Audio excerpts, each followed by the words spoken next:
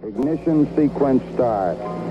6, 5, 4, 3, 2, 1, 0. All engine running. Liftoff. We have a liftoff. 32 minutes past the hour.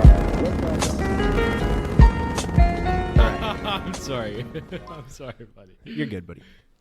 All right. Welcome to Rocket City Podcast. We are here today. We're going to be interviewing a good friend of mine, Danny Goodman. He has a very, very interesting job. Very, very cool. And we're going to kind of talk about everything that he does on a daily basis and kind of understanding what goes on up on the International Space Station. It's a very, very crazy thing that for nearly 20 years now, people and Americans, people all over the world, have been orbiting above the Earth, going around the Earth 16 times in a day and going 10 times faster than a bullet, flying around the Earth. It's crazy. How you doing, Danny? Doing good. All right. That was all very accurate, yeah. Awesome. Cool. Yeah, I know a bullet goes about 1,700 miles an hour. So Yeah. I use that comparison a lot when I used to work with you guys. yeah, 17,500 miles an hour is how fast the International Space Station Sometimes goes. faster. Sometimes faster. Yeah. Well, you'd be the one to know. So, if you want to move that a little bit closer, my bad. You're good. You can move the mic if you want to. Just get comfortable, my man. Okay. We're gonna be here for a while. All So yeah, the people up on the ISS. You know, I hear about people like, what's going on up there? They get sent up. It's a whole bunch of money, especially right now. How we're sending our people over to Russia up on the Soyuz capsules. That is how all Americans have gotten to the International Space Station since 2011.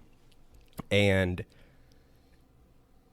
it's getting more and more expensive each year because companies and America and all the different countries are competing to get those seats. There's only 3 seats on the Soyuz. That's true. And we are one of the many countries now that has the money and the funds to send up different astronauts up to the ISS. So obviously, it's going to get more and more expensive because supply and demand. And as far as I know, that's the only capsule taking people up. For right now, yeah. For right now. And so obviously, it's going to get more expensive and just things going on.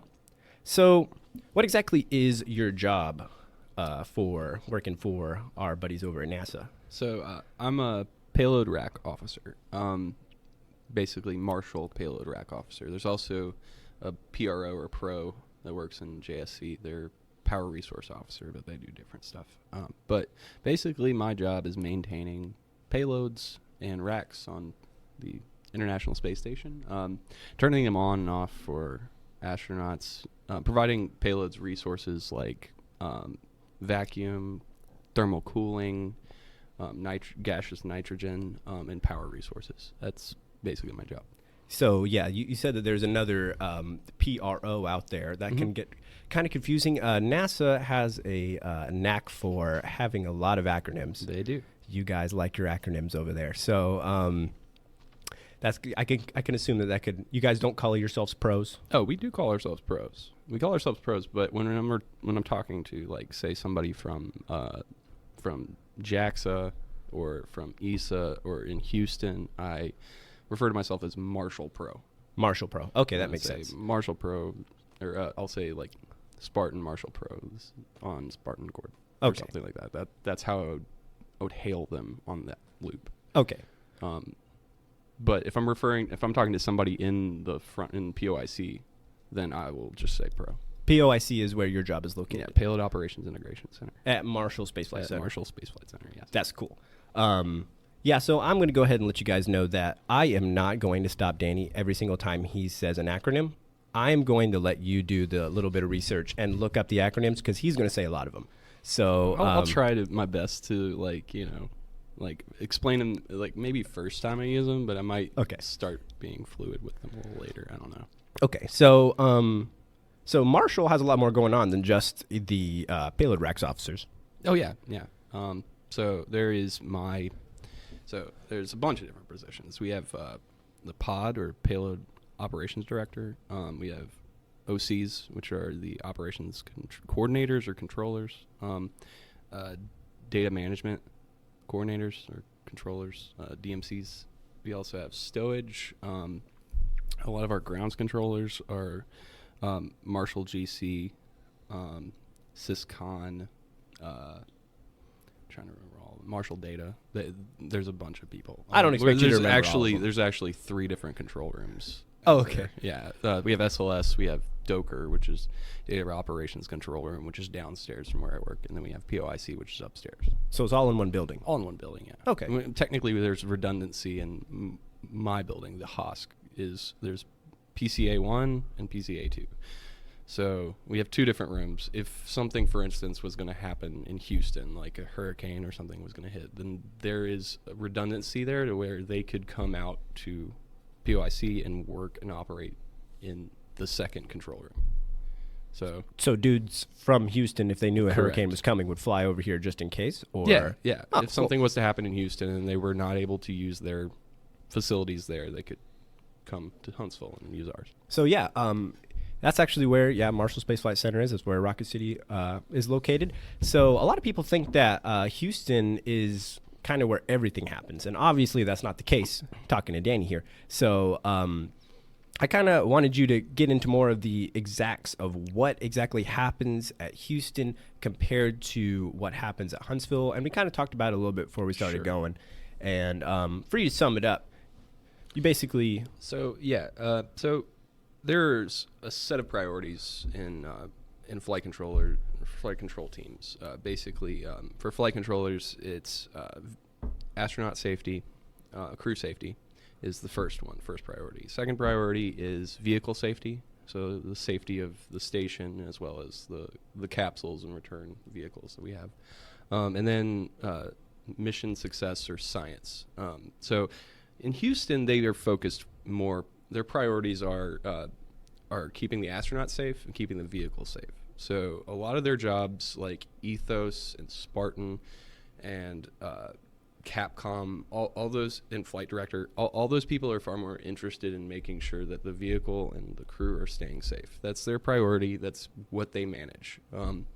For our mission success is our priority. So basically all of the science goals that we have are met. That's basically what Huntsville focuses on. so just That's all science. generally the divide there. Okay, Yeah. so you basically all in Houston, you're keeping the astronauts alive, and in Houston or in Huntsville, we're keeping them busy. Yeah, that's kind of a good way to put it. All yeah. right, cool. Yeah. So I know that Marshall is a little bit older than the International Space Station. Yes. I know that there was it played into a parts of the Apollo missions, Mhm. and I assume some of the shuttle missions. Yes. So, do you know anything that like specifically that happened? We did have a shuttle control room at POIC. I know that it has since been turned into something else. I would think so. Yeah. Yeah. I've heard that if I am interrupting in any way, but I heard that the shuttle part of it was their abort systems. That sounds So- right. Did you get that from Joe Barry? No, I was talking to Oh, somebody recently, and okay. they had to shut that part of Well, POIC down. I will not speak on that because that's not my domain. Gotcha. Yeah, that totally. was before I. It was long before I got there. Yeah, you'd probably still be in high school back then. So I assume so. Over like, Yeah, well, something like 2011, college. 2000. Yeah. Okay, yeah, up until the end. I mean, like when it started, you Right. know. So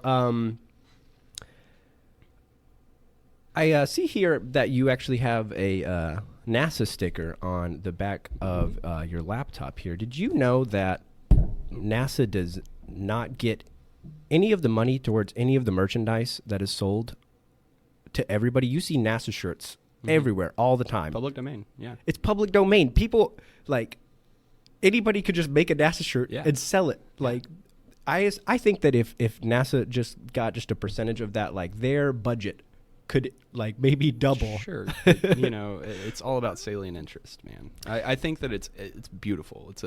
It's a civilian-run, science-based government organization that has it's like returning $8 for every dollar that you put into it. Yeah. We are one of the most efficient government agencies. I'm so happy to work for NASA. NASA is the coolest thing. Yeah, I mean, I'm fine with a lot of the stuff being public domain. Like, let people be like, let kids wear NASA shirts. Yeah. Let them sell them for $12 at Walmart. That's cool. Yeah. I think it should be open to anybody. man, he turned me around on that. I definitely feel that way now too. Yeah, that makes sense because it's more of just like a proud and being able to everybody wear these NASA and be able to show that they are also supporting Americans in space. And, Right. Yeah. Exactly. And it doesn't have to necessarily mean that somebody else is getting some money just off of it. I just found that out though, like 2 weeks ago. So Don't get me wrong. I mean, we could definitely use your help, guys. But yeah, I think that a lot of I think that a lot of what drives funding for NASA and everything is public interest and desire to explore and learn new things. So I think that a lot of people need to call your congressman, do that kind of stuff. Yeah. Say that this is something we want to do. We want to go to Mars by 2030. That kind of stuff. That's what you can do for us. That's how we can secure funding. You don't need to give us rights to T-shirts they sell at Walmart. Yeah. So you actually deal with what the astronauts do, as long as they're safe. Obviously, that's going on in Houston. But in Huntsville, you kind of deal with what's going on a daily basis and the science experiments that happen up there.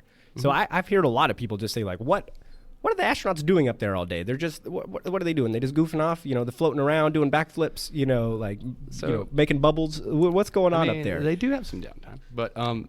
But so I've brought a simulated schedule of astronauts. This is not real time or anything, but basically, on a crew work day, you have pre-planned. This is probably they planned this a week ago. This would be a week ago. They would have planned this. This is called the onboard short-term plan. It is subject to change. If something goes wrong, we will adjust the schedule on time. Like we have, one position I forgot in the front room, TCO, Timeline Change Officer. Oh. They're in charge of real-time changes and scheduling. Okay. So if something was to go wrong, then we could adjust the schedule. They would adjust the schedule accordingly. So they would shift a lot of these activities to the right. Basically, shifting to the right would just mean we're putting it off a little bit later, pushing it back in the day. So you brought a fake it is schedule. A fake schedule. It's yes, a fake but schedule. It's a realistic schedule based on what a typical workday would look like. Well, the only thing I am upset about this, you have over here on the left side are the names. Oh yeah, and they are Star Trek names. They are Star Trek names. Our simulation team is really they're pretty cool. Nerds. I like that Lorca is the commander instead of Kirk. Yeah. I'm going to take him down a peg. All right, yeah. So we have Captain Kirk here as Flight Engineer 2 and Picard as Flight Engineer 3 and Archer as Flight Engineer 4. That's amazing. You actually have like the exact schedule of what they are going to be doing. What they would be doing. If Captain Kirk was up on the International Space Station. This is typical. So astronauts wake up about 7:30 in the morning. GMT, of course. So we go off Greenwich Mean Time, also known as UTC or Zulu time. It's basically just a universal time zone that we've chosen so that the crew has a general time of day they can always wake up and go to sleep. It's also useful for flight controllers in Germany for ESA and Japan for JAXA, in Houston and in Huntsville, to all have that one time that we can work. Yeah. But basically they'll wake up like 7:30 in the morning on GMT, of course. Then they have the DPC, which is the daily planning conference. They basically get on a headset and they call down and they basically, all right, is everything, you guys have anything for us for the day? Or if they have any concerns, they'll read them down to us. They'll split it up between like Houston, Huntsville, Scuba, and Munich. Basically, those are the Japanese and the European Space Agency's headquarters. So they'll say, we have topics, this set of topics for Houston or something, and this set of topics for Huntsville. Oh, okay. So that's just basically a planning conference that they do. It's the same every day. They do it before bed, and they do it in the morning when they wake up. Every day. They also, and a lot of these colors, so you're going to see stuff that sequence one set of colors those are linked activities. So that means like all the orange activities, those are all in coordination with other activities. So there's a lot of bands. I'm not going to go into great detail, but like this is all orange banded activities are all one set of activities. Purple, same thing. Pink, same thing. And there's no real reason for the colors that doesn't designate them one thing or another. That's just ease of operation, so everybody can get their head around what activities are linked and not linked. They also have exercise every day, hour and a half every day. And I see that they're actually told what exercise machine to work out on during those times. They can't even decide, I want to run right now, or I want to work on my arms. No, well, actually, the astronauts love exercise. It's one of their releases. They enjoy being able to exercise every day. It's part of them being able to decompress every day. So that's leisure time for them. Huh. Yeah, they enjoy it. They also are harvesting plants for, it looks like, an hour? Yeah. No, they do harvest they do veggie harvests, and parts of those veggie harvests will come down to Earth in stowage bags and return missions, or be stowed in a freezer, like a Melfi or a Merlin there's a ton of different types. So those plants aren't eaten. Some of them are. Oh. There will be samples that are sent back, and there's samples that they will be able to eat. Okay. Yeah. There's just so much information on this. Yeah. I could go into a lot of it. I think it's a lot easier when you're the astronaut and you're just looking at your line for that day. Exactly. Instead of being the person in charge of every single astronaut's activities. Yeah. This is just the crew bands. So, like, if you scroll down, there's, it's divided up even more. So this is all the U.S. lab stuff. So the stuff that's happening in the U.S. lab. This is more for, like, what ground controllers have to look at. So Pro 1, so there's 2 full-time payload rack officers in the front room. Pro 1 handles majority of the U.S. lab stuff, and Pro 2 will handle the externals, the NASA externals, as well as the activities that are happening in the Columbus and the GEM. So all these activities. I also have the time up here, so what time of day it is in Japan for the Japanese flight controllers, and up here for there's Huntsville, but for Munich, where is Columbus? There we go. So right there, but that's just for situational awareness. That's just what I use. But either way, so this is all the activities that's happening in Columbus. And anything that says PRO, that's something you'd be in charge of. That's something that I would be doing, yes. So and you said that basically by the time that they get to what you were doing, you're already done with it. No, that's not right. No, So I have to be, there's a few things that have to happen for me to ever do my activities. First, I have to be within my window. So this line right here would have to be inside that window if I was going to do this activity. So this would be late. I would have to wait to do this activity until 0900. If I went early, I would have to get a go from pod, who would have to get a go from flight. It's possible, it's fine if we do that, but I got to get a go if I'm going to do something early. This is something that, if it's inside my window and everything, it's especially for like sub-rack payloads, like this express rack sub-rack payload, I could do that when I'm in my window without a pod go.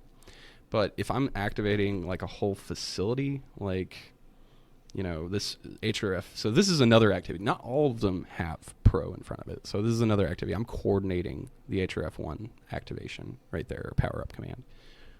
That's all done with Stratos, who's a flight controller at ESA, but I still have to coordinate with them to get that activity done. Okay. Does that make sense? Am I getting weeds a little bit? Yeah. So the way that you put it earlier was that like basically. Well. So I have to be in my window. I also have to have adequate coverage. Now that we see the. I thought that you said that by the time that you were done, like the astronaut should be able just to turn it off. Yes. So a lot of times, if my activities are sequenced with crew activities, then I will be doing my activities before they get to it. Yeah. I will not be activating a rack or a payload that they're actively working in at the same time. Okay. That wouldn't make any sense. They Yeah. it needs to be on for them to work with it. Okay. And once they get done working with it, I can turn it off.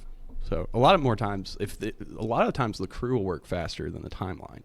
So the crew will get done early with something, and then they'll be like, okay, I'm done with all these activities. And so the crew can go in and like edit this right here to say they've completed certain activities. That's how we keep up with it.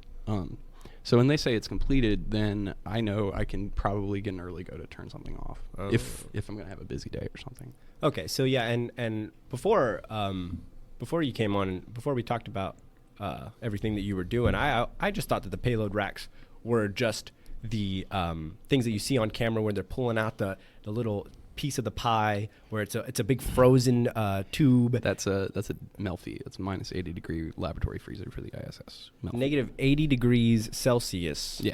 racks. Yeah, that they get colder. But yeah. They can get colder. Yeah, but just for the acronym, minus 90 degree would be a Menelfi. I don't know. Yeah, how you pronounce Menelfi wouldn't be very good. No, you'd still have to get an E in there somewhere. I don't know.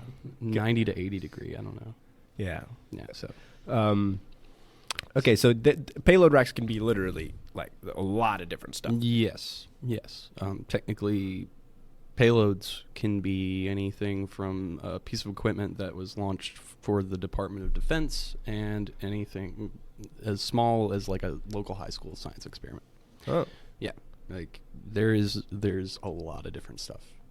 A lot of stuff going on all the time.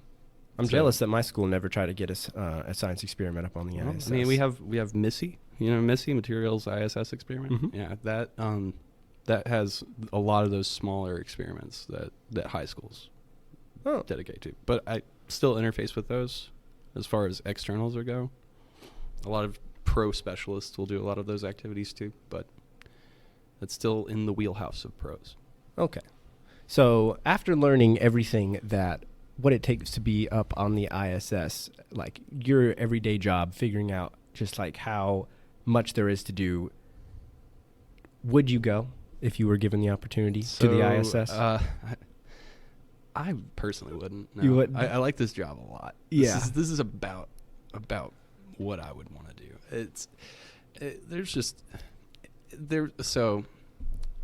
It's like camping.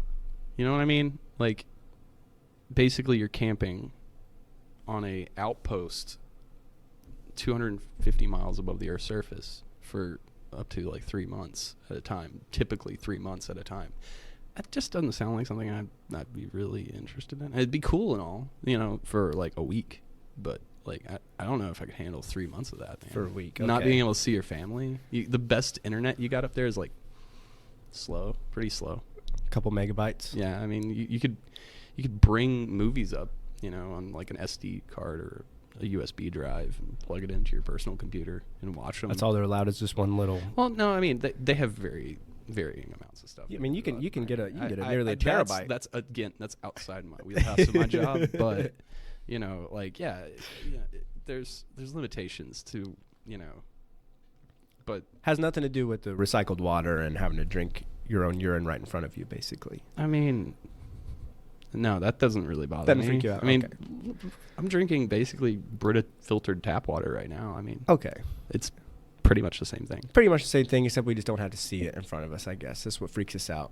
I mean, it's really, really high-tech equipment they're using to filter out that water. It's cleaner than tap water we got down here. I mean, I don't care that I even put it through a Brita.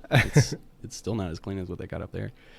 And I heard that like when they filter the water so much that it actually doesn't have like a taste. I've heard that too. But again, that's outside my wheelhouse. That's Eclipse stuff that I don't touch that much.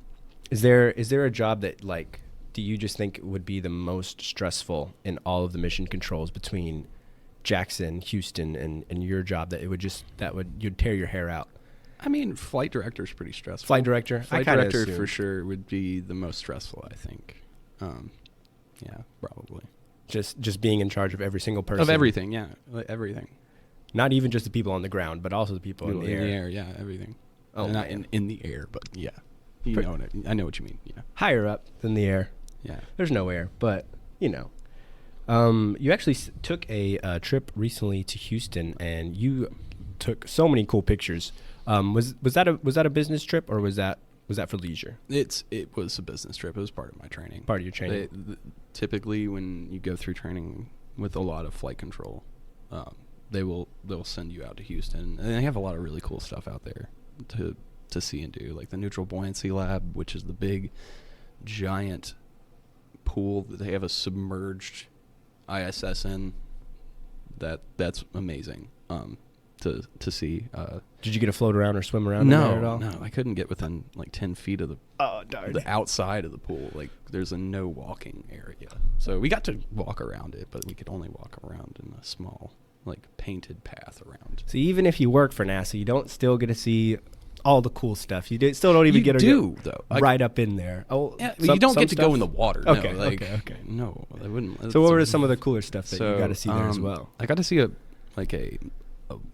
1-to-1 scale mock-up of a shuttle flight deck. That was amazing. I got to use some of this some of the exercise equipment. That was also really cool. I got to mess around with a lot of the cold stowage, like freezers. They have full 1-to-1 scale, like almost flight-like, like one grade down from flight-like hardware. So you get to, like I talked about Melfi's. They have a full Melfi. Okay. In that. Do they keep it -82? Yeah, it's a freezer. Oh, They keep it cold. They give you gloves to actually open it up because you can get like frostbite. You burn your hands off. Yeah. Burn your hands with the freezing. Literally, yeah. It's cold. It's real cold. In that pool, do they have the Russian side as well, or is it just the American side? So yeah, they have both sides. There was actually, when I was there was a Russian astronaut that was training in the pool at the same time. Yeah, the American and a Russian astronaut were training in the pool, and we got to watch them get out and stuff. It was cool. I was about to ask if they stuck them in some like really hard to move suit, but then I realized that they are moving around in a normal environment when they are up there. Basically, it's the closest thing that they can train on to being in space is in the neutral buoyancy tank. So they'll do full EVAs, emergency responses, stuff like that. That's what they're training for down there. Basically just simulations. They even have like a flight control room at that pool. So like the EVA officer and stuff can actually train with the astronauts that are doing yeah. So that's kind of cool too. Because if an EVA happens on the ISS, it takes up the majority of their day, right? Well, I mean, for EVA officers, it's literally their job title, yeah. Well, not EVA officer. If EVA happens on the ISS, like the that's like a astronauts. whole day. Like that's their whole work day. We don't schedule them for a lot of activities afterwards. They don't have to do exercise or anything. They've gotten their exercise. They're good. Really? Yeah. How are they getting their exercise? I mean, just getting in the suits. Just getting takes like in an the hour suits. and a half, 2 hours. Okay. And then going out and doing the activities can take hours on end. So yeah, no, that's a lot of work. They don't need to do very much more. Okay. They're good. Okay, that makes sense. They've burnt enough calories. Yeah. I don't get into that though. That is outside of my wheelhouse. I'm gonna preface that because that's again, I work a lot more with the hardware and the payloads, not necessarily EVAs or any of that. So you'd have to talk to one of them to get the full scoop. Hopefully we'll get one of those guys on here. That would be cool. Yeah, definitely. So I know that like you said, a lot of this is out of your wheelhouse, but with the experiments and everything that's going on, I just kind of wanted to talk more about this, everything that goes on with this schedule. I want to see more going on up here. Okay, sure. So let's see. Let's go with let's talk about FIR. So FIR is the Fluids Integrated Rack. It's basically part of the FCF, or the Fluids and Combustion Facility Racks. Basically, it's just looking at fluid dynamics in a microgravity environment. So I would turn FIR on. This is my FIR activation command that I would send. And basically the way these commands work is I would send them a command. It would go to JSC. To JSC, it would go to White Sands, New Mexico. From White Sands, New Mexico, it would go up and hit one of these TDRS satellites. We talked about this before, but the tracking and data relay satellites. Mm-hmm. And basically from there, it would go to the International Space Station, on a KU band antenna or the KU comm unit, or other communications equipment they have on board. So you have these different lines going up at the top. Those are when every single TDRS satellite, which one you would send it to from White Sands? Yeah. So if you're going off of the real time, like the dotted line, so we're on TDRS satellite 275 right now. Okay. So typically we're using one at a time, and we'll hand over to different TDRS satellites. So, like when this handover happens, like right here where we go from 275 to 174, that's usually we're gonna get a small, like less than 30-second gap in coverage, but Not long enough to get a coffee. no, not long enough to get a coffee. These longer LOSs like this right here, that's more of something you can take like a 5-minute break in. Same thing over here, these gaps. And we were talking about this before, but we were talking about how there are 13 of these satellites, and we only have access to, like, in this schedule, 3 of them. Basically, they're used for a lot of different things, from the military on down to GPS and everything. They're important things. Even GPS for our phones and.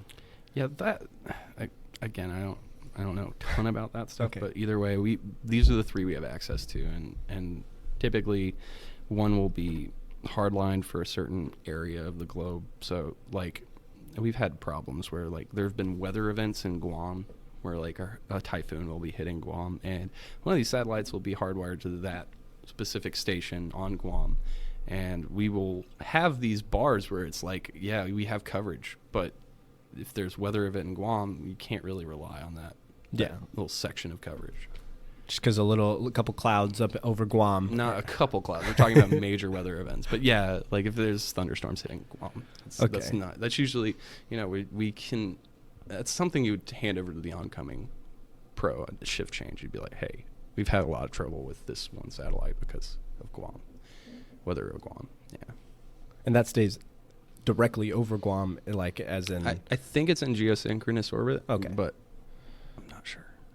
I have no idea. I don't even know everything. Begin to know how geosynchronous orbits If you allow me work. to interrupt again, I heard that most of them are stationary just in that same area. Oh, okay. Yeah, Yeah, at least I most of the teachers' satellites. I think that qualifies as geosynchronous because that means it's hovering constantly over a single patch of Earth. Yeah. Huh.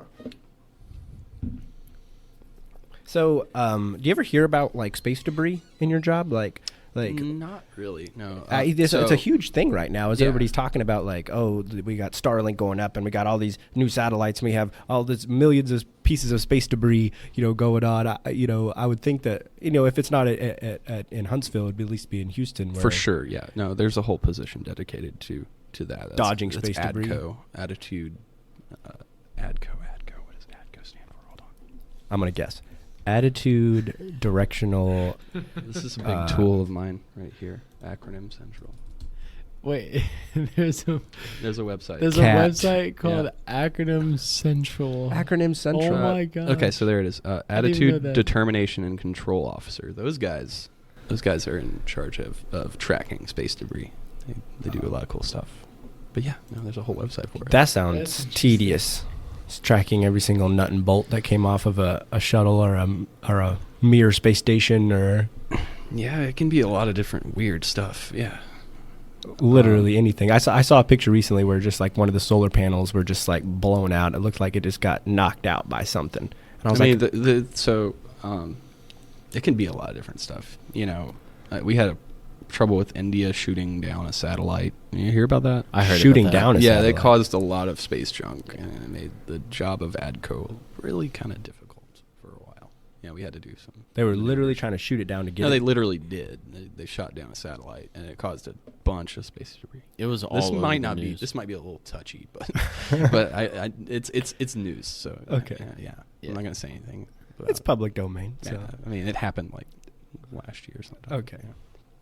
So yeah, they tried to shoot it down, but obviously not all of it came they down. did. They shot it down. They blew it up. They blew it up, but it didn't. It was come their down to own Earth. satellite, though. They were just doing it to prove that they could. Oh. But it caused Look a out, lot ISS. of trouble for our tracking of space debris because it caused a lot of pieces to be left in orbit. Yeah, definitely. But So, that's- can you talk about any of is there any like public domain like things that would be inside of the payload racks that like you are having to deal with, or like things that are anybody could look up if they wanted to thumb through all the millions of documents? I mean, I could talk to you about simply how so let's take, for instance, express racks. So express racks are expedite the processing of experiments on board the space station. Express. Basically, they allow for 8 locker locations and 2 drawers for payloads who can fit a specific dimension fit into, as long as they use standard power cooling with water, like MTL, moderate temperature loop water.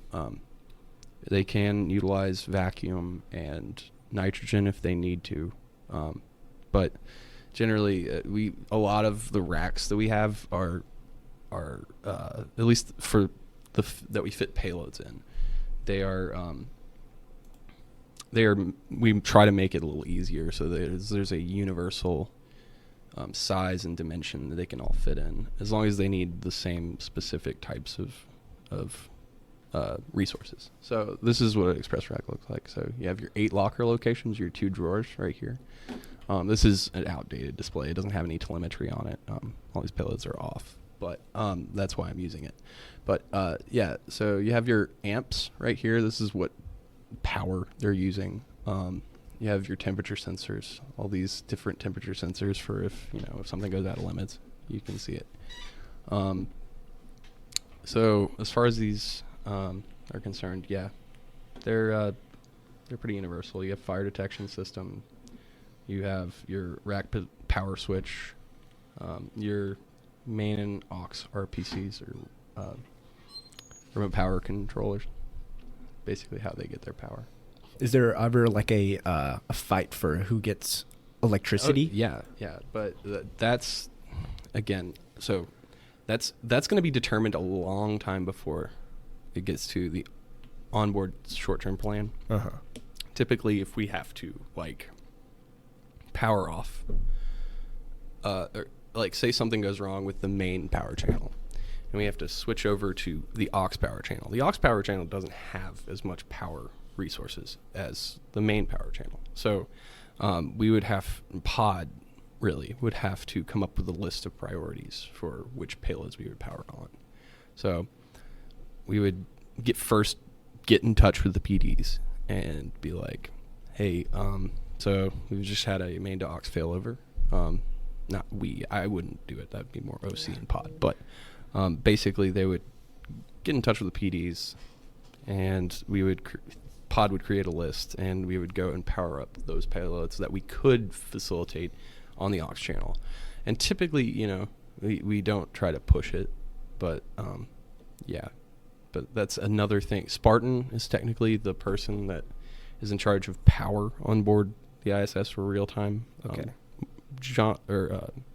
Johnson Pro, GSC Pro, they also are in charge of long-term power distribution, power resource officer. And you would think that those solar panels on the outside are the size of the ISS. You would think that there would be no problem getting enough power out there, but I assume that So we actually have we have to kind of prevent stuff from getting too much power. There's shunting that is done to the power channel so that we aren't blowing anything up inside the ISS. So we dial it down from a high wattage to a lower one, so that all the payloads and stuff we're powering, even the systems level equipment, don't over voltage trip.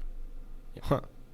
We don't want to overdo the channels, because like anything, you don't want to put too much power on something, because it'll short out the whole thing. Yeah, and there's something you talked about before was the Melfi, and it's basically a jet engine cooling down these racks that are... The Brayton engine inside it. The Brayton engine is keeping it at, at least or around a negative 80 degrees Celsius. I assume that has got to take up a decent chunk of the power. I mean, yeah, but it's usually always running. It's planned, so Yeah, it's one of those things that's like, it's systems level. Like that thing, they don't like shut it down. Yeah. It doesn't get powered down all that often. yeah. Well, It's then all their food would go generally- bad. So then, Well, it's not their food. So those would be Merlins. We have Merlins that are galley racks that hold a lot of their food. I mean, technically, you could put some, frozen food in Dewar 4, but I wouldn't do that. you never bitten into solid a rock. negative 80 degrees Celsius apple, and No, you wouldn't want to do that. That's far more like, samples. Okay, yeah. Experiments, samples, stuff we're going to bring back down to Earth and study when we get it back. okay, that makes sense. Yeah. So you working over there, at inside of the arsenal, I always just hear the ungodly stories of the traffic going into there. Yeah, Rideout Road gets pretty busy, especially at like 7 in the morning and like 3:30, 4 o'clock in the afternoon. It starts getting really busy. You said that you get there like an hour early before work. I mean, is that just to avoid, or That's not about traffic at all. No, you're just a good It's- employee? No, that's shift prep. You, Oh, you okay. gotta like. I could look at this schedule, like the Friday before, and the schedule will say one thing, and then there will be like something changed over the weekend, and everything's different. So I always try to get in at least an hour early to Okay. The to- schedule of the astronauts, not your schedule. No, like this all is one schedule. Oh. So this is the astronaut schedule as well as all our schedules too. It's All all one part thing. of one document. It's Okay. one tool. So it could say all this, and it could change over the weekend. Something goes wrong, that could change the whole schedule, and it could be even like one day.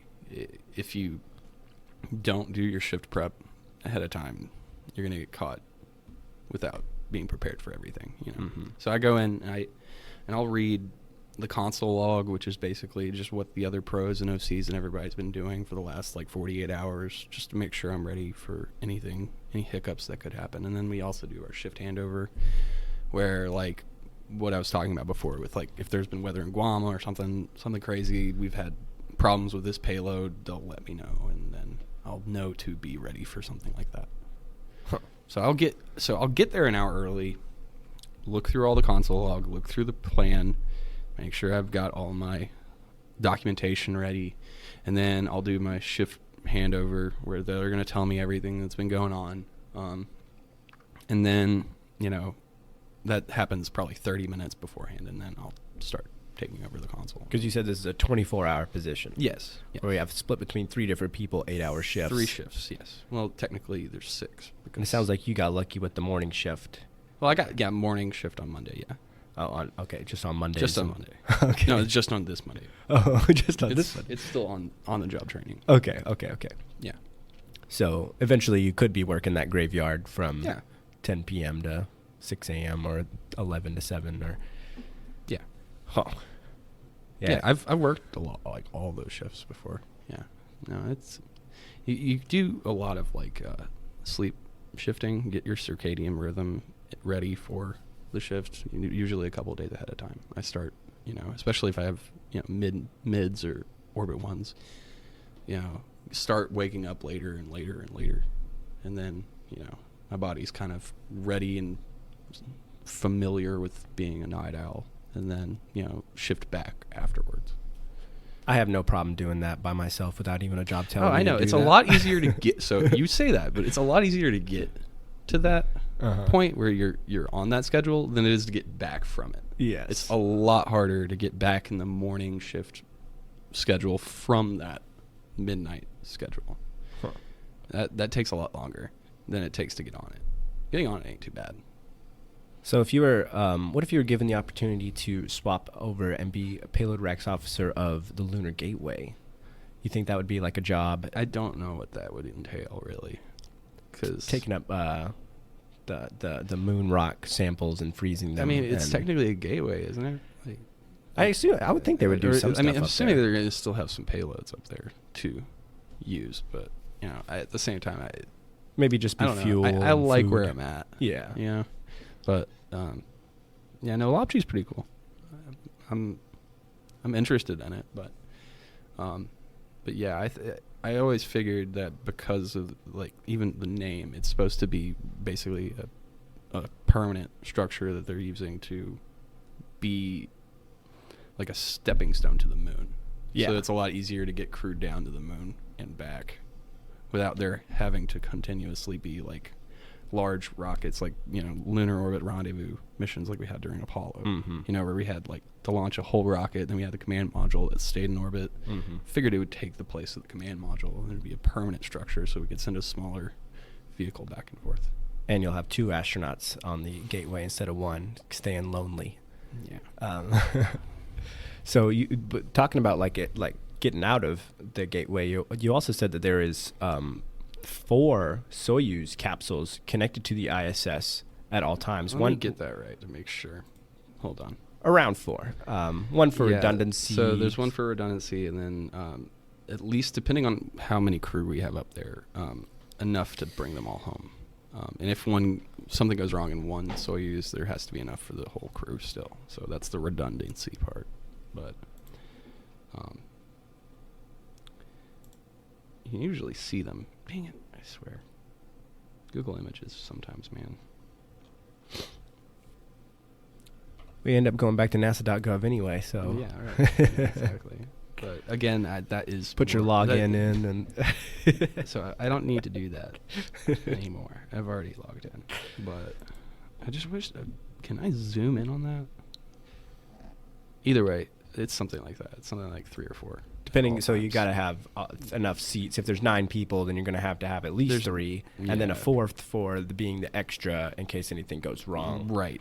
Yeah, And- but if you're using like this crew, you'd have 1, 2, 3, 4, 5, 6. So you'd need at least 3.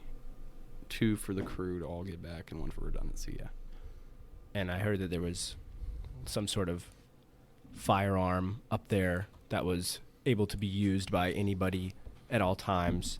There's a pistol apparently, and also use capsules that can be used, and Yeah. but apparently by anybody. It's not just the Russians. Like everybody is able to use this pistol. You heard those stories about Alexei Leonov, right? I would love to hear your account of it. Dude, oh man, Alexei Leonov is the craziest story.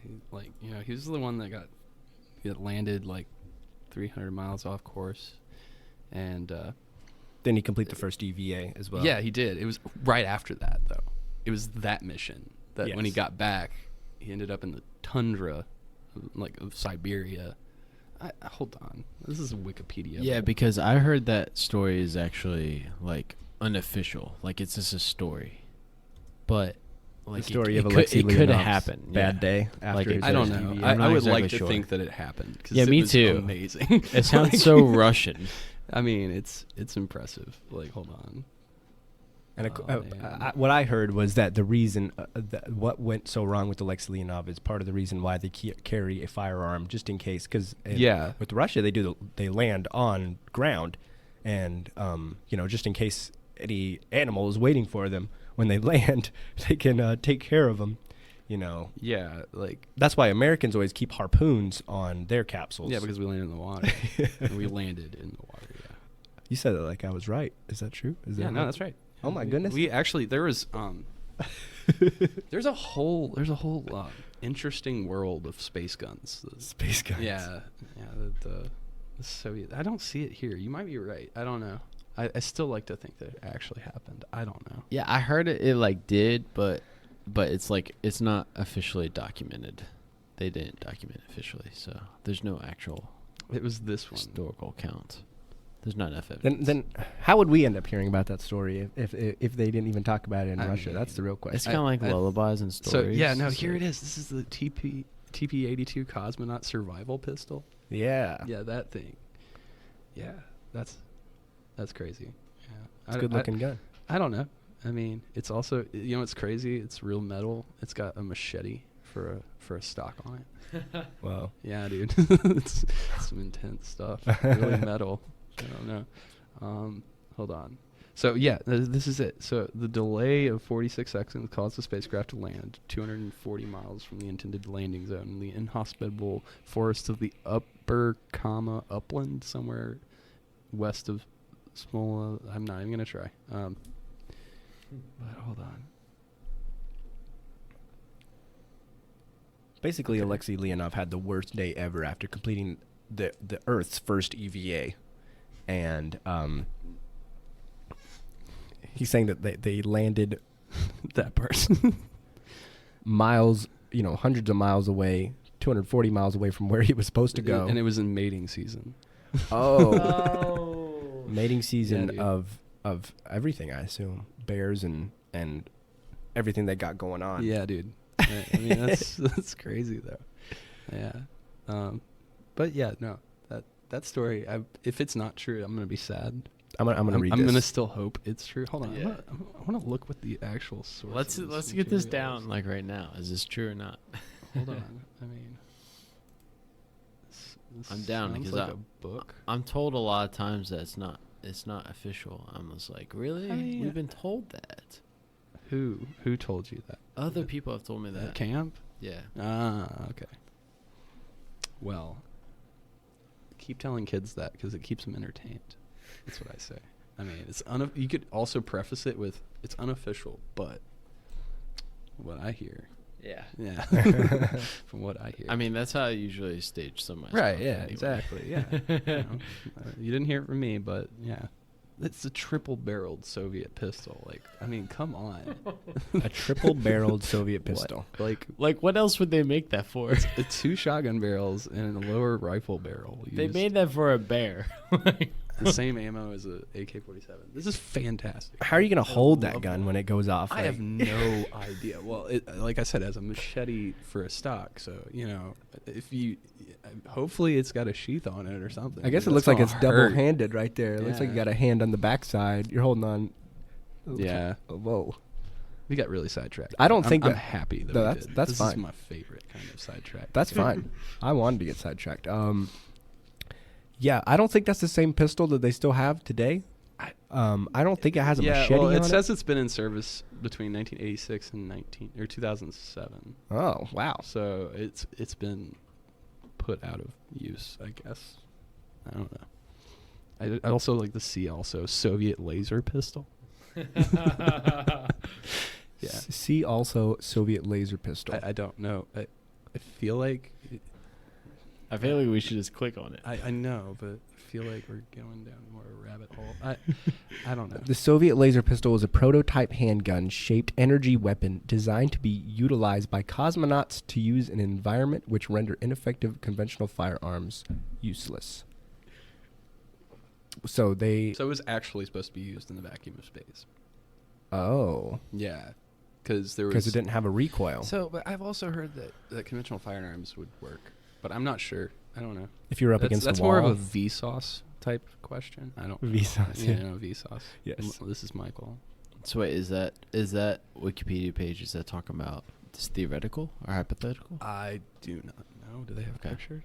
I mean, they don't have the know. names of the cartridges and everything. It was designed in 1984. This is a thing. Okay, yeah. The Soviet laser Sounds pistol. legit to me. Wow. You know? Hold on, let's definitely look at the references, though. Oh, this all Cyrillic. We can neither confirm nor deny that this thing actually exists because none of us speak Russian. Laser pistols in the 80s. I mean, that sounds like definitely like an 80s thing. Though, Yeah. you know? Like, even if it didn't work, like, Yeah. they would try to make that work. The designs of this weapon were used to either disable optical sensors on enemy spacecrafts or to flash blind the enemy astronauts when engaged in orbital that's combat. really kind of lame. So it didn't actually, like... It didn't burn a hole through your stomach. No. It just blew out your sensors and Well, like blinded you. it's the 80s. What are you gonna expect? I mean, I'm expecting, like, what the stormtroopers had. Yeah. in Star Wars, I've very seen. inaccurate things that, Well, they for can some never. reason, they could dodge them. I was gonna say they can never land a shot anyway. So as a stormtrooper, But at the same time, if it was a real laser weapon, like, there's no dodging lasers. you just kind of have to hold it down and just It's sweep. the slowest laser ever. I don't know. There's a whole bunch of holes. I've in seen that. this dude on YouTube that has a that just upgrades lasers that he buys off of line that are like technically legal, and then just like upgrades their batteries and their all their hardware, and just makes them where you can like burn a hole through the wall, like So is 10 feet is away. that legal? no, it's not Yeah. legal to buy them. Apparently, it's not illegal to have them. It's just illegal to buy them. just illegal to buy. And it's not illegal to convert them into like weapons grade lasers. I think that's kind of a gray area. Yeah. I think that the U.S. law has not gotten into laser weapons. Laser weapons yet. It's a gray area. You'd be surprised how many gray areas there are. It's more of like a what international waters situation going on with laser weapons. I don't. Yeah, you just even if you're an American citizen, you get caught with a laser pistol, you get deported. It's fine. I mean, I don't know. I'm not touching that with a 20-foot. All right. Anyway, You got any more questions for me? How long have we gone for? 1 hour. We're Oh, 1 hour. cool. Awesome. That was All long, right. yeah, longer than I thought. Yeah. Well, I just had a couple more. But they're kind of just more personal questions. So, like, do you, other than Alexei Leonov, was there another like favorite astronaut story that you had that like sticks out to you? Oh man, there's quite a few, but there's a guy played by Tom Hanks. Is that Jim Lovell? Yes, Jim Lovell. Yeah, Jim Lovell. Jim Lovell is my favorite astronaut by far. Why is that? Because he had to look at the moon through a window twice. Never got to land on it. He had the worst luck of any of the Apollo astronauts. Other than, of course, Apollo 1. But, Jim Lovell was is a great commander. Helped lead them with a backup. I think it was a lunar module pilot. Or was it a command module pilot?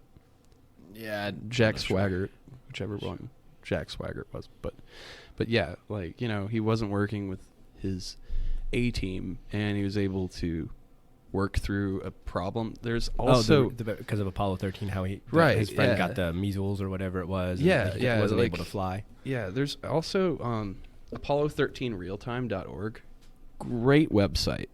It has all of the real-time audio of the entire Apollo 13 mission. You can listen to it from this website. It's amazing.